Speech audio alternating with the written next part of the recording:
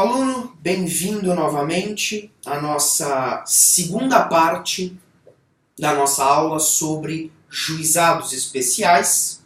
Lembrando que essas aulas que nós estamos tendo agora sobre juizados especiais são específicas para você que vai prestar o concurso de escrevente do TJ São Paulo, ok?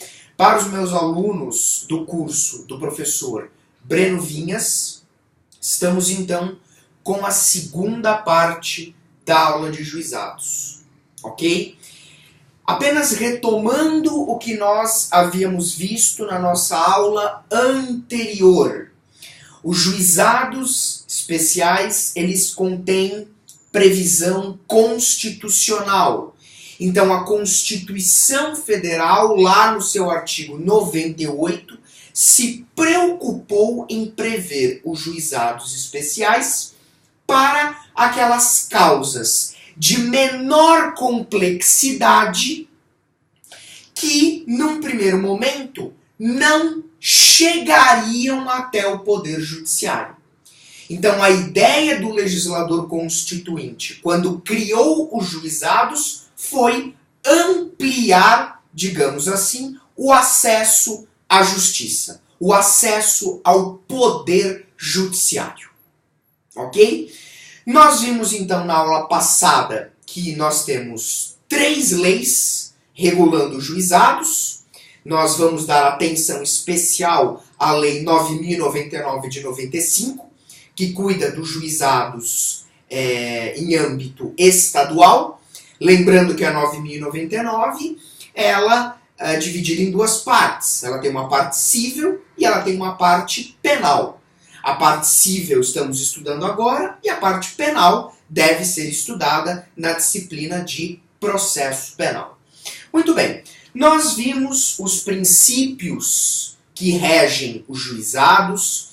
Nós vimos que os processos que correm perante os juizados são processos mais simples, ok? E por via de regra, são processos que em tese são mais rápidos, né? Tanto é que o princípio da celeridade é um dos princípios que regem os juizados, conforme nós vimos na nossa aula passada.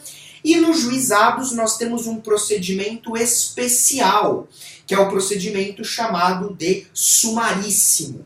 Então, para nós aqui do processo civil, a gente tem o procedimento comum, ok?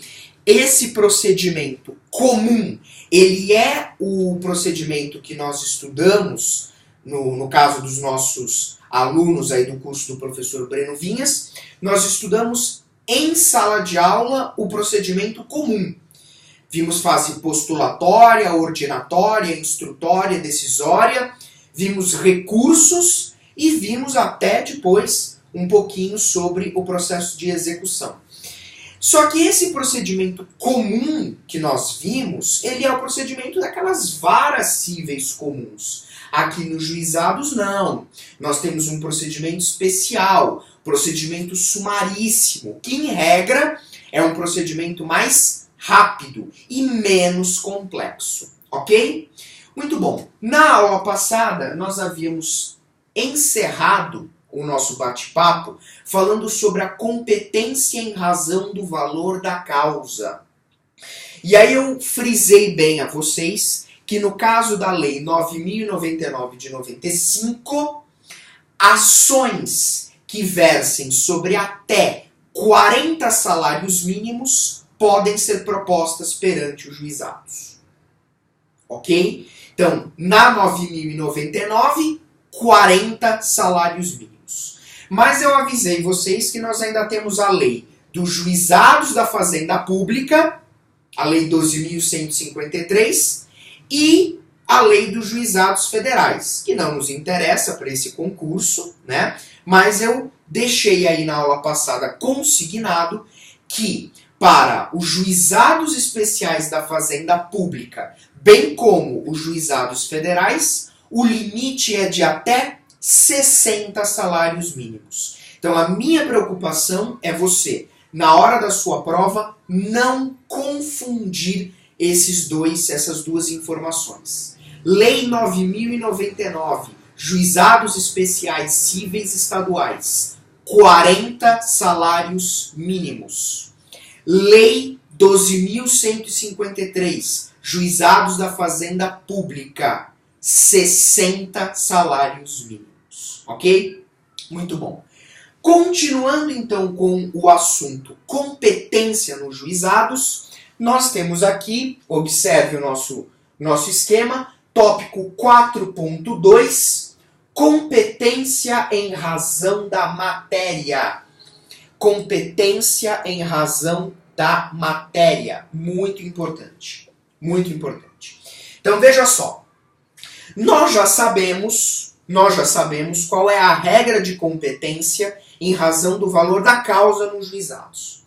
Mas nós temos que perceber o seguinte: independente de valor, existem algumas ações que, pela matéria de que trata aquela ação, ela não pode correr pelo juizado. Então existem algumas ações que, não importa o valor da causa, porque elas versam sobre uma determinada matéria, elas não podem correr perante os juizados. Então essa é a ideia. Eu também tenho que analisar se a matéria constante daquela ação é uma matéria que pode ser proposta perante os juizados. Eu vou dar um exemplo para vocês. Eu posso propor uma ação de alimentos nos juizados? Resposta: não, não posso. Porque a matéria alimentos não é uma matéria admitida dentro dos juizados. Agora observe. Tome muito cuidado com esse primeiro item que nós vamos tratar. Artigo 275, inciso 2. Só que agora, olha o detalhe. Do Código de Processo Civil antigo. Artigo 275, inciso 2, do Código de Processo Civil velho, que já se encontra revogado, Código de 1973. Este dispositivo, o 275, inciso 2, contém um rol de matérias. Então, o que você vai fazer? Ou você vai pegar um Código de Processo Civil velho que você tenha guardado aí em algum lugar, um vadimécum antigo, enfim, seja como for, ou você vai pesquisar então na internet. E aí você vai imprimir o artigo 275, inciso 2, do Código de Processo Civil velho. E nesse dispositivo você vai ter uma lista de matérias. Estas matérias são matérias que podem correr perante o juizado. Esse artigo 275, inciso 2 do Código Antigo tratava do extinto procedimento sumário. Hoje em dia, no processo civil, não existe mais procedimento sumário. O procedimento sumário existe lá no penal ainda. Mas no processo civil não tem mais. E aí o que acontecia? Esse 275, inciso 2, previa algumas ações, previa algumas matérias que deveriam correr pelo procedimento sumário. Só que como o procedimento sumário não existe mais, o novo Código de Processo Civil extinguiu o procedimento sumário, essas matérias podem correr perante os juizados. Ok? Então esse é o primeiro ponto que eu quero que você tenha muito cuidado. Cuidado para não ir no 275 do novo CPC, porque aí você não vai entender nada. É 275, inciso 2 do Código de Processo velho. Cuidado com isso. próximo tópico, nós temos o artigo 3º da Lei 9.099 de 95. Tá? Artigo 3º da Lei 9.099 de 95. O que diz o artigo 3º da 9.099? Está aqui entre parênteses. Vou sair um pouco da frente para vocês poderem ver. Ação de despejo para uso próprio. Então está lá no artigo 3º da 9.099. Ação de despejo para uso próprio. Professor, o que tem a ver ação de despejo para uso próprio? O artigo 3º da 9.099 diz o seguinte: não importa o valor da causa. Não importa o valor da causa. A ação de despejo para uso próprio, a ação de despejo para uso próprio pode ser proposta perante o juizado. Ação de despejo para uso próprio, não importa o valor da causa, pode ser proposta perante o juizado. Ok? Esse dispositivo a gente não tem nenhuma dificuldade. Agora veja. Próximo tópico. Ações possessórias de bens imóveis. Ações possessórias de bens imóveis. Aqui eu peço a sua atenção pelo seguinte. Como nós estamos falando de bens imóveis, eu tenho que tomar um cuidado. Eu posso propor uma ação possessória que trate de bem imóvel no juizado? Essa é a pergunta. Eu posso propor uma ação possessória que trata de bem imóvel no juizado? E a resposta para essa pergunta é a resposta que a gente mais gosta de dizer. Depende. Depende. Depende do quê? Do valor do bem imóvel. Depende do valor do bem imóvel. Se por um acaso eu quero entrar com uma ação possessória de bem imóvel e esse bem imóvel custa até 40 salários mínimos, eu posso propor perante o juizado. Ok?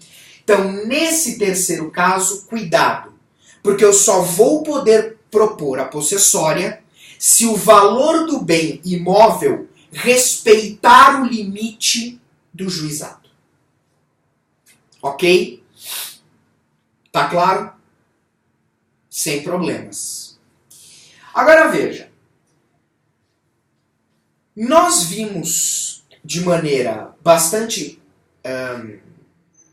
objetiva a questão da competência nos juizados.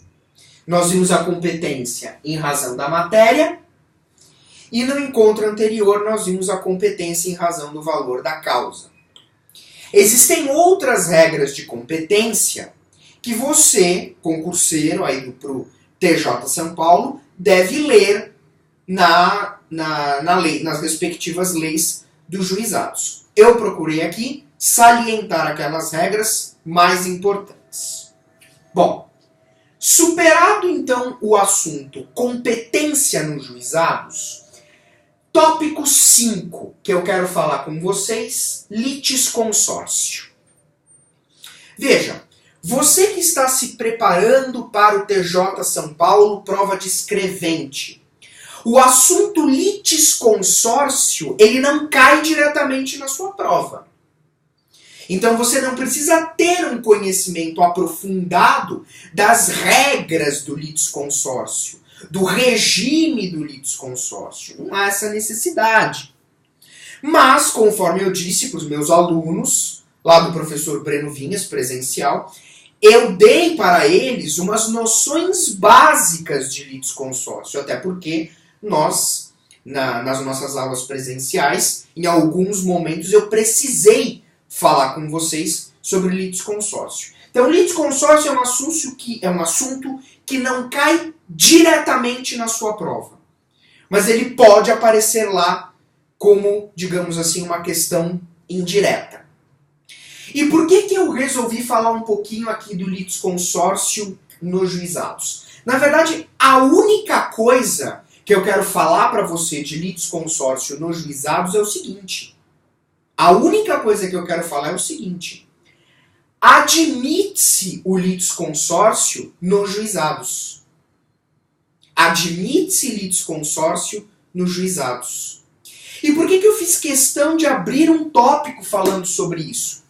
Porque não são raras as questões de prova, não são raras as questões de concurso em que aparece assim, por conta do princípio da celeridade, por conta do princípio da simplicidade, não se admite a formação de litisconsórcio nos juizados.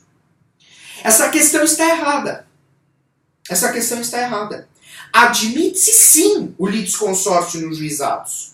O que você não pode confundir é o seguinte. O que não se admite nos juizados é intervenção de terceiros. Intervenção de terceiros, via de regra, não se admite nos juizados. Por conta da celeridade, da simplicidade. Agora, o litisconsórcio pode.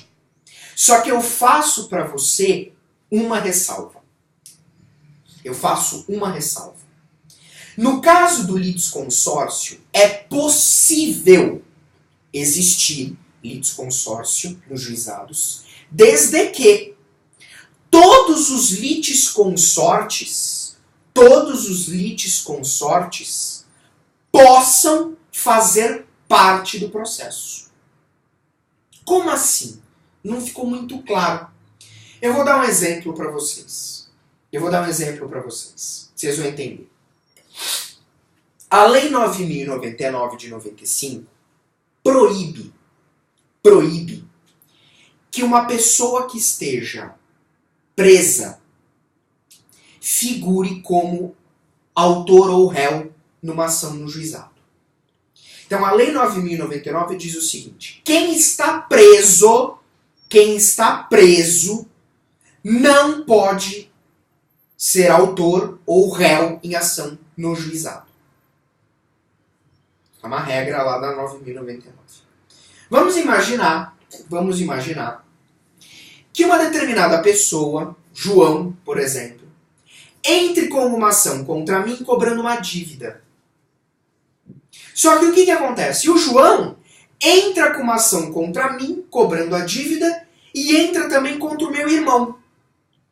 Então o que acontece? O João entrou com uma ação contra eu e o meu irmão.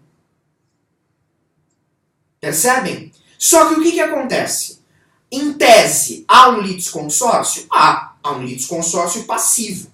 2 réus na mesma ação. Só que o que acontece? O meu irmão está preso. Neste caso, o litisconsórcio não vai ser admitido. Porque um dos litisconsortes é proibido de figurar no juizado. Ok? Deu para entender essa parte do litisconsórcio? É a única pegadinha aí de litisconsórcio que você precisa se ater. De resto, não tem mais o que falar. Agora, tópico 6. Advogado. Aqui vale a pena a gente gastar um tempinho. Como é que funciona o papel do advogado dentro dos juizados? Isso você precisa saber. Olha só. O advogado, todo mundo sabe, inclusive isso é uma previsão constitucional. O advogado, ele é indispensável à administração da justiça. Portanto, a regra no nosso sistema é precisar de advogado quando você for até o Poder Judiciário. Essa é a regra. Você vai ao Poder Judiciário para alguma coisa, você precisa de advogado. Essa é a regra. Salvo algumas exceções. Por exemplo, Habeas corpus. Para eu entrar com habeas corpus, eu não preciso de advogado. Agora veja, no âmbito dos juizados, a figura do advogado é dispensada. Portanto, no âmbito dos juizados, nós estamos diante de uma outra exceção. Ou seja, no âmbito dos juizados, nós estamos diante de uma situação em que o advogado também é dispensado. Veja, tome cuidado com o seguinte. O advogado é dispensado nos juizados. Só que tem um detalhe. A Lei 9.099 de 95, ela diz o seguinte. O advogado só vai ser dispensado se a causa tiver como valor até 20 salários mínimos. Até 20 salários mínimos. Portanto, cuidado. Se eu quero entrar com uma ação nos juizados e eu não quero advogado, eu quero entrar sozinho, só se essa ação tiver como valor até 20 salários mínimos.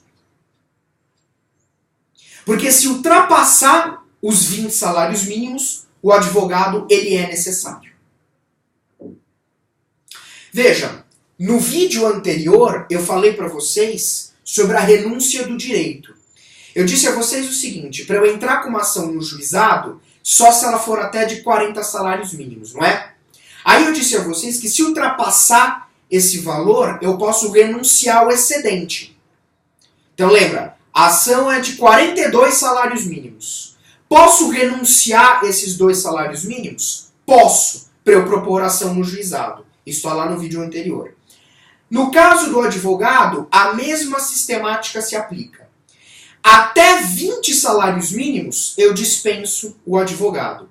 Mas e se, por exemplo, a minha ação tiver como valor 21 salários mínimos?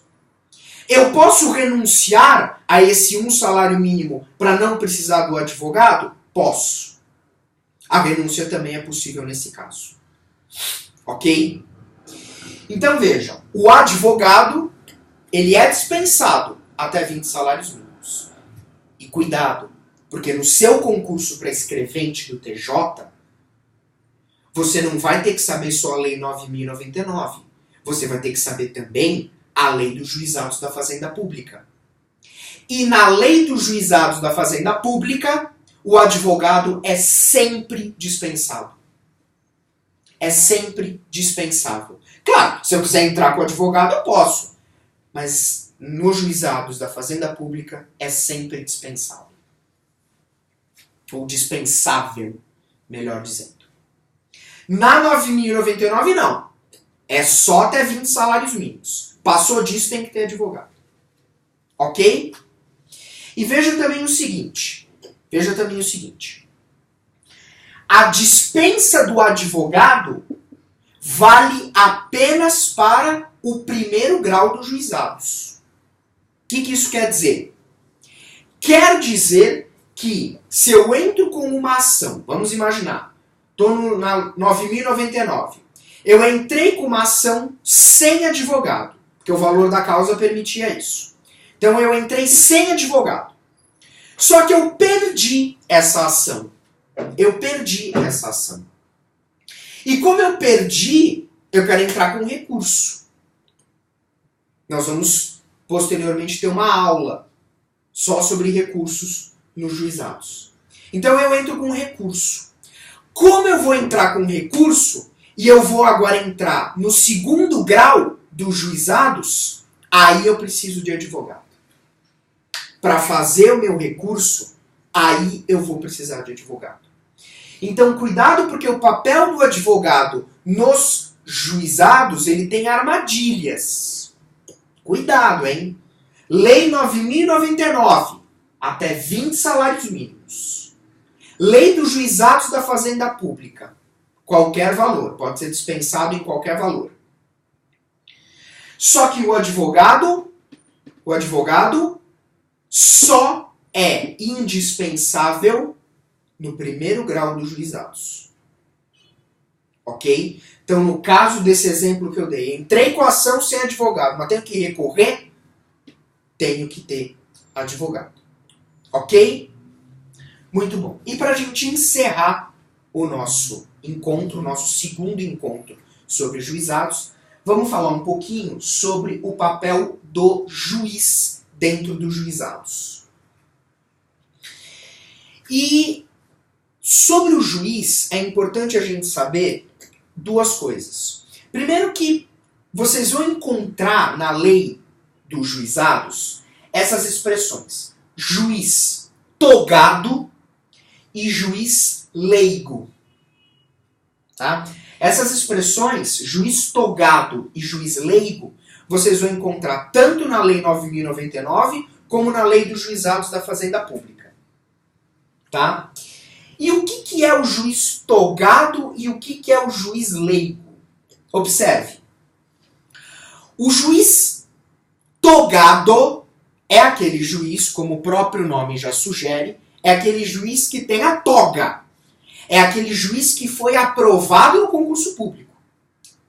Então, o juiz togado, ele é o juiz aprovado no concurso público da magistratura. E que está, digamos assim, colocado, está designado para uma vara de juizados especiais. O juiz leigo, ele é um advogado. O juiz leigo é um advogado que foi recrutado, foi chamado para exercer a função de juiz no juizado. Então, a Lei 9.099, ela diz o seguinte: para você ser juiz leigo, a 9.099 exige que você seja advogado com no mínimo 5 anos de experiência. A 12.153, a da Fazenda Pública, também prevê o juiz leigo. Só que lá fala que você pode ser advogado com 2 anos de experiência. E aí o que acontece? O juiz leigo, ele pode presidir a instrução do processo no juizado? O juiz leigo pode presidir a instrução do processo no juizado? Resposta: pode, desde que sob orientação do juiz togado. Ok? O juiz togado, ele preside o processo, normal. Ele preside normal. Só que o juiz leigo, que é essa outra figura criada pela lei dos juizados, que é essa possibilidade de você chamar, de você recrutar um advogado para exercer as funções de juiz no âmbito dos juizados, ele tem alguns poderes típicos do juiz, mas ele está vinculado ao juiz togado. Então ele pode presidir a instrução? Pode, desde que sob orientação do juiz togado. O juiz leigo pode proferir sentença? Pode, mas essa sentença vai ser analisada pelo juiz togado. Então veja, o juiz togado, ele vai sempre estar, entre aspas, fiscalizando o juiz leigo. Ok? Muito bem. E claro que no âmbito dos juizados especiais, nós também temos a figura dos conciliadores. Mas os conciliadores, eles estão proibidos, né? Eles estão proibidos de praticar qualquer ato com caráter jurisdicional. Né? Os conciliadores não estão lá para isso, eles estão lá para tentar promover a solução do conflito. Né? Uma solução alternativa do conflito. Ok? Pessoal, falamos então sobre mais alguns aspectos dos juizados especiais. O nosso próximo vídeo vai ser sobre o procedimento nos juizados especiais. Tá bom? E aí a gente vai analisar outros pontos aí que são peculiares ao procedimento sumarício. Tá bom? Espero que vocês tenham gostado. Forte abraço e bons estudos.